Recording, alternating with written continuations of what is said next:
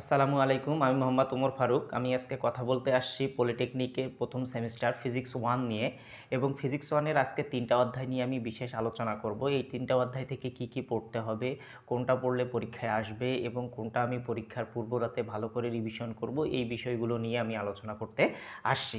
তো ফিজিক্স 1 এর বিষয় কোড হচ্ছে 25912। এর প্রথম অধ্যায় যেটা রয়েছে সেটির নাম হচ্ছে ভৌত জগৎ এবং পরিমাপ। এই অধ্যায় থেকে প্রত্যেক বছর পরীক্ষাগুলো বিশ্লেষণ করলে দেখা গেছে যে 2 মার্ক অথবা 3 মার্ক আসে। তাই এই অধ্যায়টি নিয়ে খুব বেশি যে চিন্তিত হওয়ার কোনো কিছু নাই। ওই অধ্যায় থেকে গুটি কয়েক প্রশ্ন পড়লেই হয়ে যায়। সেই প্রশ্নগুলো নিয়ে এখন আমি একটু আলোচনা করতেছি যে নাম্বার 1 আমি পড়ব কি পরিমাপ কি, নাম্বার 2 হচ্ছে ভর পরিমাপক দুইটি যন্ত্রের নাম পড়ব এবং নাম্বার 3 পড়ব হচ্ছে পরিমাপের একক কি, নাম্বার 4 পরিমাপের মূলনীতি কি, নাম্বার 5 পরিমাপের মৌলিক একক কাকে বলে এবং ভার্নিয়ার ধ্রুবক কাকে বলে, যেটি গুরুত্বপূর্ণ বিষয়, এবং পরিমাপের ক্ষেত্রে যান্ত্রিক ত্রুটি কয়টি রয়েছে সেই ত্রুটিগুলো নিয়ে বিশেষ ব্যাখ্যা করব। এবং আরেকটা যেটা গুরুত্বপূর্ণ জিনিস পড়ব সংক্ষিপ্ত প্রশ্ন, সেটা হচ্ছে পদার্থবিজ্ঞানের যে বিস্ময়কর অবদান রয়েছে সেটা নিয়ে একটু হালকা ব্যাখ্যা পড়লেই হয়ে যাবে। এবং আরেকটি জিনিস পড়বো সেটা হচ্ছে মৌলিক রাশি বলতে কি বোঝো এবং 3টি মৌলিক এককের নাম এবং এই এককগুলো নিয়ে বিস্তারিত একটু আলোচনা করব। এই হলো আমাদের প্রথম চ্যাপ্টারের পড়াশোনা। তো এই কয়েকটা যদি আমরা ভালো করে পড়ি তাহলে 2 মার্ক অথবা 3 মার্ক আমরা কমন পাবো ইনশাল্লাহ। এবং আসলাম দ্বিতীয় অধ্যায় ভেক্টর, যেটি আমাদের জন্য অতি গুরুত্বপূর্ণ অধ্যায় এবং এই অধ্যায় থেকে প্রতি বছর পরীক্ষাতে দেখা গেছে যে আমাদের 10 মার্ক অথবা 11 মার্ক এসেছে। তো এই অধ্যায়টি আমাদের জন্য অতি গুরুত্বপূর্ণ। তো এই অধ্যায়ে আমরা কি কি পড়ব, অনেক পড়া রয়েছে।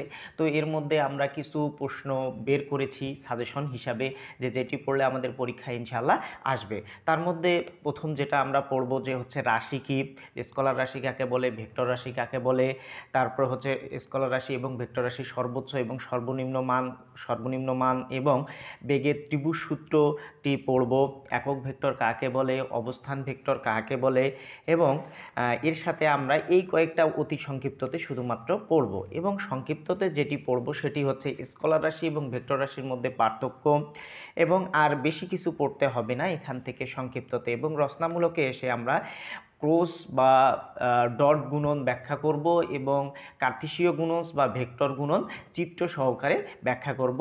এটা হচ্ছে 8 মার্কের কোশ্চেন হিসাবে আসতে পারে। এবং আরেকটি যেটা সবচেয়ে গুরুত্বপূর্ণ কোশ্চেন সেটা রয়েছে ভেক্টর যোগের সামুদ্রিক সূত্র, লব্ধির মান এবং দিক প্রতিষ্ঠা।